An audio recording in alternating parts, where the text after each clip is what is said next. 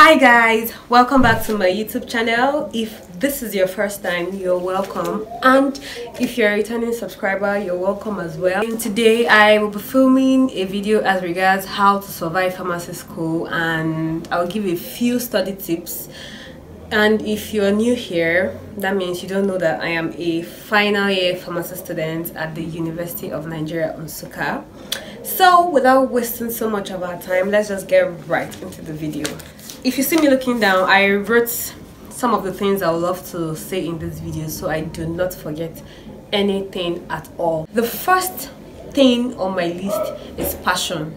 I think you need to have passion for pharmacy school if you want to survive in pharmacy school. But there's good news. If you don't have passion for pharmacy school, you can still survive. Yeah, that might sound funny, but you can still survive. You just need to do the most important things, and at the end of the day, you see yourself doing really good. The second thing I'm going to talk about today is knowing yourself. Know your method of reading, the time that is suitable for you to read, and where to read. In this instance, I'm going to use myself as an example. I do not study in the library because it's too quiet. I prefer to read in the class, in my room, most especially. In fact, that takes me to my third point. Don't follow others, don't copy others, do what works for you. That's why I said know yourself.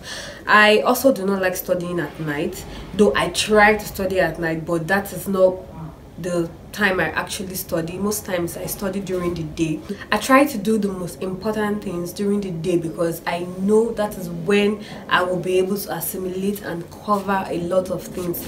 So don't forget guys, if you are a night reader, keep it up. Some can do both, but I've realized over the years that I find it very difficult to study at night, so I try my best to do everything I need to do during the day, even though sometimes I still try to bend it a little bit in case I have morning papers and all that. I just try my best, you understand? But know yourself. The method of reading, you need to know if you need to jot things, you need to, let me just summarize it. Just know yourself in pharmacy school. Know what works best for you at every point in time. Another point is to always read to understand. That is one mistake so many persons make in pharmacy school.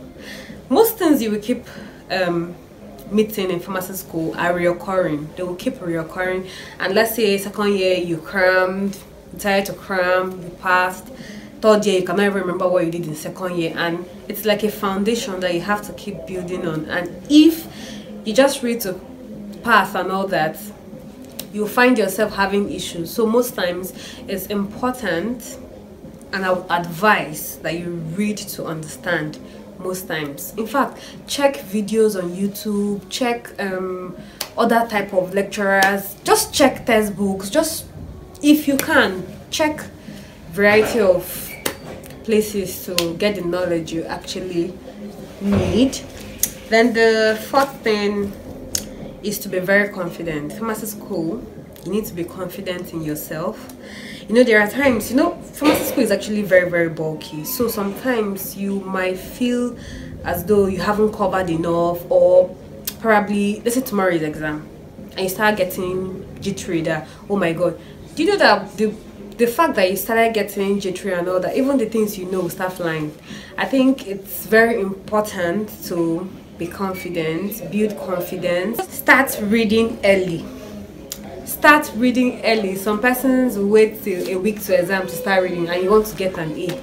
Is it magic? And that doesn't mean you are not going to have a social life. If you start reading early, you can still have a social life along the way. Like, you divide your schedule and all that. But if you start reading late, okay, you have like 80% social life, then the remaining 20% you understand. So I don't know if you understand me, but you need to start reading early. At the same time, have a social life. Have a social life, but focus on school. I don't know if that makes sense. For me, I am a pharmacy student. I also make YouTube videos and all that. But at the same time, I cannot allow YouTube to compete with my schoolwork. YouTube is just like 20% of my life for now, and pharmacy school is like the most important thing to me right now. So I try my possible best not to allow pharmacy school to interfere with anything regarding schoolwork. At the same time, I still have social life outside pharmacy school, because of course you just need to have a social life, relax, take time to watch movies, but that can only happen if you start reading early. Not when you be watching movie from beginning of the semester to the middle of the semester, you now want to. No, it works in a way that when you start early, you can rationalize things, and then that will make you confident. Prioritize your material based on difficulty level. We all know that all courses are not difficult the same way. Let's say I have pharmacognosy to read, I have pharmacology to read, and I have pharmaceutical chemistry to read. For me, for me, pharmacognosy is the last, then pharmacology, then pharmchem, because for me, I think pharmchem is more difficult for me. I'm not going to use the word difficult, but probably more technical for me. So I have to be reading my pharmchem, then pharmacology, then cognosy. Cognosy might even have just one day of the week, while from pharmchem might have about 3 days of the week. So you just need to prioritize your courses according to difficulty level for you. For someone else, pharmchem might even be the last. So do what works for you and don't compare yourself to others. Something else, do not cram the night before. Do not cram the night before, and that takes us back to reading early, starting early. Okay, then take quality notes. See, this cannot be overemphasized. Take quality notes in class. It's like, it makes you follow. At the same time, it makes it easier for you to remember and read when you are trying to do your personal reading. So it's very, very important that you try to take quality notes. The faintest ink is better than the sharpest brain. So take quality notes, and I don't know, stop doing other things in class when lecture is going on. Also, get a planner, set goals each day and try to accomplish them. That's very important, because in pharmacy school you tend to have lots of assignments, lots of deadlines and all that, and you would need a planner, a schedule and all that to help you out so you don't forget or get lost, or you understand what I'm trying to say.